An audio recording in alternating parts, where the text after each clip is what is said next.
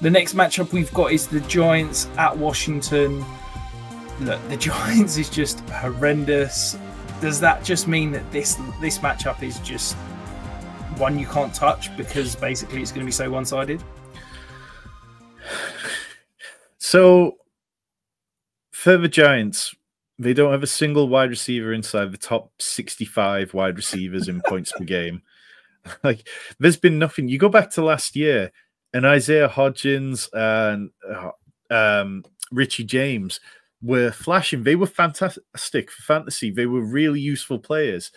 And Darius Slayton flashed at times.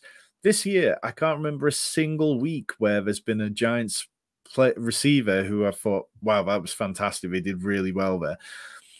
The only player that I would possibly consider is Saquon Barkley, because the Commanders, they've given up 20-point games in back-to-back weeks with Ramondre Stevenson and Kenneth Walker. They also allowed Saquon Barkley to have 18.8 points in week 7. That was his second highest score of the season. So in tournaments or in redraft, I'd get playing Saquon Barkley. Outside of that, I don't think anyone from the Giants is playable.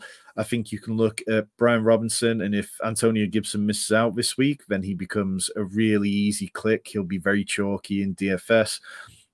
The Giants, they're allowing the 3rd most fantasy points to wide receivers, 6th most yardage.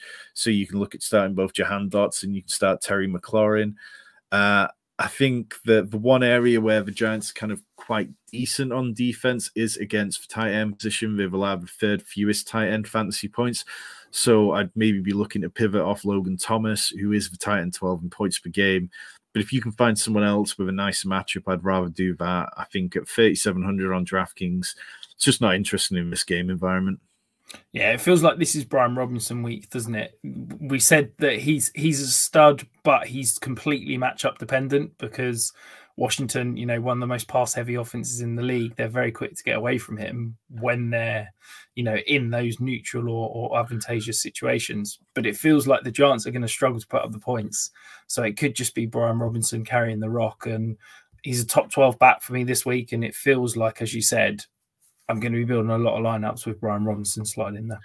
Yeah, and the Giants, they allow the 11th most running back fantasy points, the 7th highest yard per carry at 4.5. Like, they're not going to have the energy levels to be able to sustain and stop the run for their whole game.